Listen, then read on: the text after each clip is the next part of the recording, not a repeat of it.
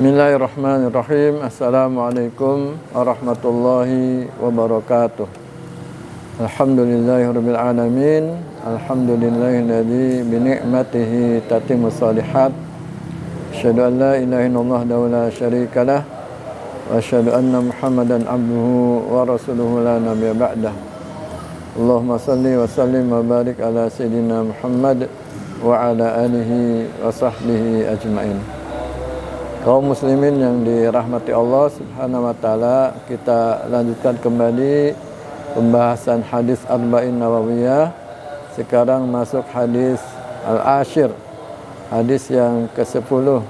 An Abi Hurairah radhiyallahu anhu qala Rasulullah sallallahu alaihi wasallam, innallaha ta'ala thayyibun la yaqbalu illa thayyiban. Wa inna allaha amara al-mu'minina bima amara bihil mursalin. Faqala ta'ala ya ayyuhar rusul kulu minat thayyibati wa'malu salihan. Wa qala ta'ala ya ayyuhalladzina amanu kulu min thayyibati ma razaqnakum. Thumma dzakara ar-rajula yutilu safara ash'atha akbara yamuddu yadayhi ila sama' ya Rabb, ya Rabb, wa mat'amuhu haram, wa mashrabuhu haram, wa malbasuhu haram, wa ghuddiya bil haram, fa anna yustajabu lahu, rawahu Muslim. Hadis ini hadis yang sangat penting, sebagaimana diungkapkan oleh para ulama, hadis tentang pentingnya mencari nafkah dengan cara yang halal dan baik, karena sangat terkait dengan dikabulkannya doa. Berkata At-Tufi rahimahullah, wa'lam anna hadzal hadis 'azimun naf'. Ketahuilah bahwa hadis ini hadis yang manfaatnya sangat besar, karena mencakup keterangan tentang hukum berdoa dan syarat-syaratnya dan penghalang-penghalangnya. Demikian juga Ibnu Daqiq Al-Aid rahimahullah berkata, wa hadzal haditsu ahadul ahaditsi allati 'alaiha qawaidul Islam. Hadis ini salah satu hadis yang merupakan kaidah dari ajaran Islam. Wa fihi al-hasu 'alal infaq minal halal wan nahi anil infaq min ghairi, yaitu dorongan agar kita berinfak dari harta yang halal dan melarang infak dari harta yang tidak halal. Jadi hadis ini sangat penting untuk kita amalkan, karena Allah Subhanahu wa taala disebutkan dalam hadis ini, innallaha thayyibun. Rasulullah menyampaikan bahwa Allah itu thayyib, Allah itu baik, la yaqbalu illa thayyiban, dan tidak menerima kecuali yang baik-baik. Allah Subhanahu wa taala thayyibun dan tidak menerima kecuali yang baik-baik, tidak menerima amal kecuali yang baik, tidak menerima zikir kecuali yang baik, dan tidak menerima doa juga kecuali doa yang bersumber dari harta yang halal dari orang-orang yang baik.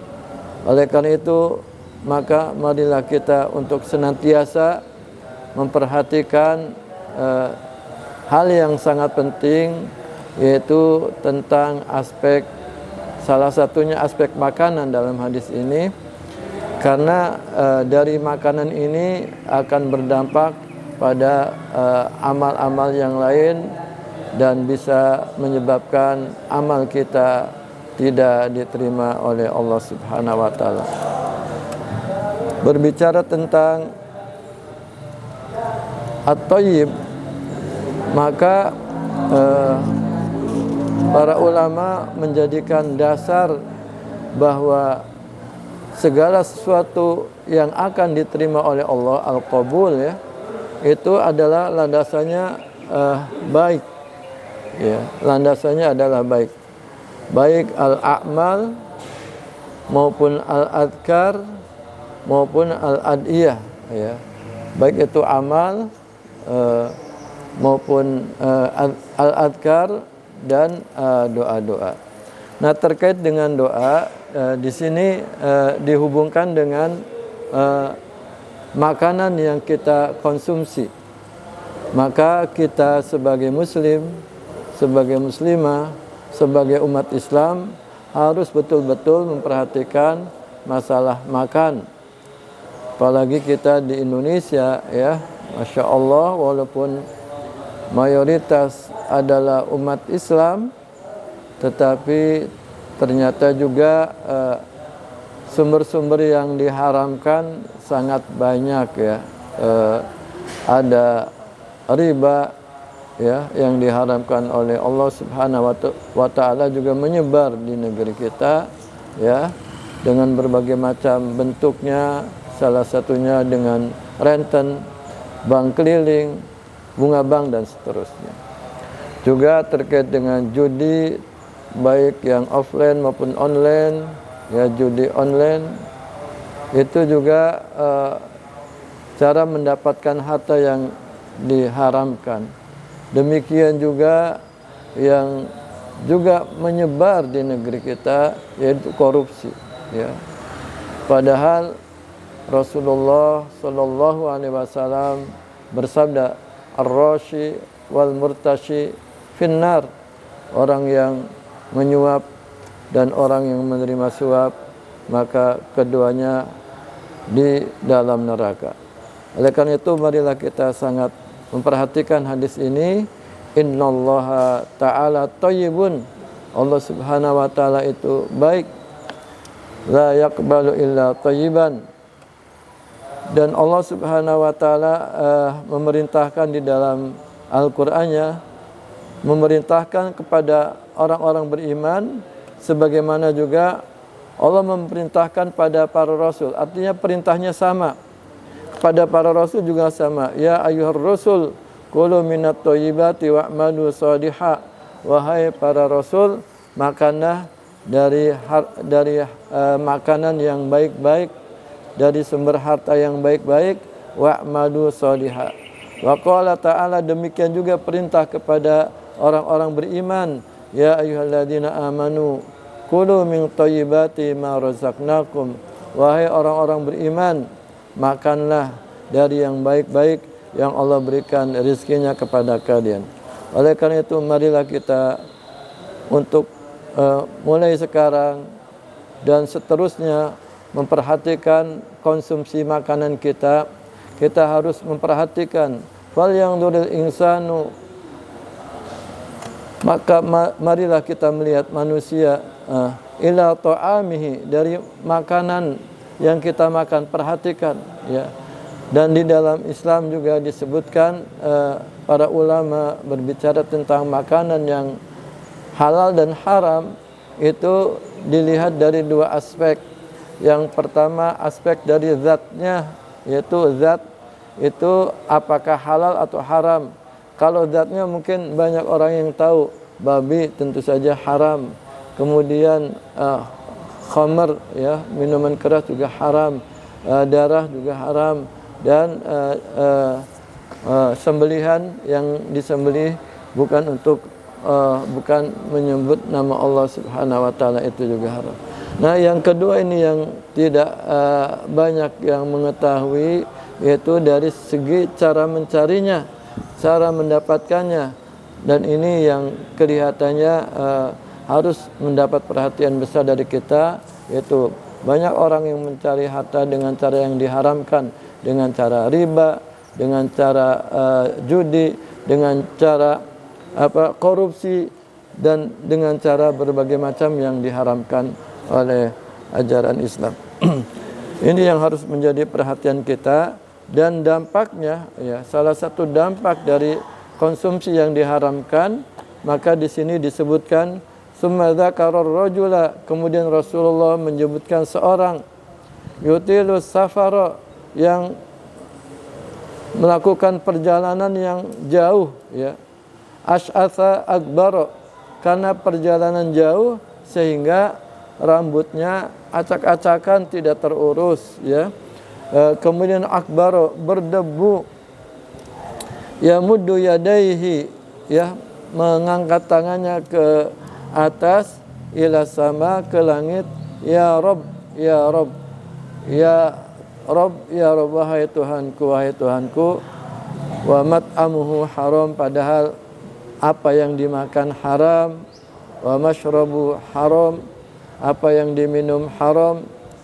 Wa malbasu haram, dan apa yang dipakai haram. Wa ghudhiya bil haram, dan ditumbuhkan jasadnya dari yang haram. Fa anna yustajabu lahu, bagaimana mungkin doanya dikabulkan. Kaum muslimin yang dirahmati oleh Allah Subhanahu wa taala, sebenarnya hadis ini menyebutkan tentang syarat-syarat terkabulnya doa. Ya, di sini disebutkan bahwa di antara syarat terkabulnya doa adalah yang pertama as-safar, perjalanan. Orang yang melakukan perjalanan itu di antara waktu dikabulkannya doa.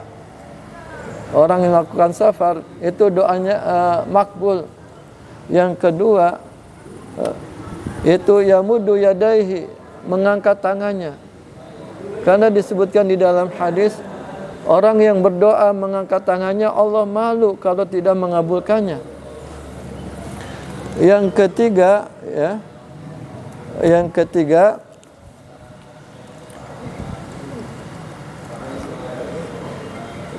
meminta pada Allah Subhanahu wa taala dengan penuh harapan, ya, ya Rabb, ya Rabb, ya. Namun demikian di sini disebutkan juga penghalang terkabulnya doa, yaitu wa mat'amu haram. Bukan hanya makanannya haram, tapi apa yang dimakan dari usaha dari yang haram, ya. Wa mashrabu haram, bukan minuman itu sendiri haram, tapi bukan hanya minuman itu sendiri, tapi sumber dari minuman itu sendiri haram. Demikian juga apa yang dipakai, bukan hanya pakaian yang haram, tapi sumber dari yang dipakai bersumber dari hal yang diharamkan, dan ditumbuhkan dari badannya ditumbuhkan dari segala sesuatu yang diharamkan. Fa anna yustajabu lahu. Kalau demikian bagaimana mungkin doanya terkabulkan? Jadi di sini ada dua hal, syarat-syarat diterimanya doa disebutkan di sini, tetapi juga penghalang-penghalang doa disebutkan di sini. Maka agar doa kita dikabulkan oleh Allah Subhanahu wa taala, penghalang doa dari terkabulnya doa kita harus hindarkan, yaitu kita menghindarkan segala sesuatu yang akan masuk dalam tubuh kita, makanan yang haram, yang tidak halal dan tidak thayyib. Karena sesungguhnya Allah Subhanahu wa taala hanya menerima sesuatu yang thayyib saja. Innallaha thayyibun la yaqbalu illa thayyiban. Sesungguhnya Allah Subhanahu wa taala baik dan tidak menerima kecuali yang baik. Dan amal-amal yang naik ke atas langit yang akan diterima juga sesuatu yang baik. Para ulama sedikit membedakan terkait dengan qabul, ya, diterima ini ada dua. Yang pertama, qabul artinya amalnya secara fikih sah, diterima, ya. Seperti misalnya ketika kita akan sholat, maka syarat sahnya bersuci. Maka ketika tidak bersuci, sholatnya tidak diterima, artinya tidak sah. Tapi juga makna yang kedua terkait dengan qabul, mungkin, ya, mungkin ibadahnya secara fikih sah gitu, ya, tetapi secara akhlak atau secara adab tidak mendapatkan al-ajr, tidak mendapatkan pahala ya karena tidak sesuai dengan adab-adab yang diajarkan di dalam Islam. Sehingga memang ketika kita beramal itu pertama syarat minimalnya sah secara fikih ya. Yang kedua, bagaimana adab-adabnya bisa dilaksanakan sehingga pahalanya juga kita dapatkan ya. Qabul diterima yang berarti sah secara fikih dan juga diterima yaitu kita mendapatkan pahala ya, diterima karena memang Allah Subhanahu wa taala menerima amal kita dan kita mendapatkan penerimaan dari Allah Subhanahu wa taala. Mudah-mudahan seluruh ibadah kita diterima oleh Allah Subhanahu wa taala dan demikian juga seluruh doa-doa kita diterima dan dikabul oleh Allah Subhanahu wa taala. Rabbana atina fid dunya hasanah wa fil akhirati hasanah wa qina adzabannar. Demikian wallahu a'lam bishawab. Wassalamualaikum warahmatullahi wabarakatuh.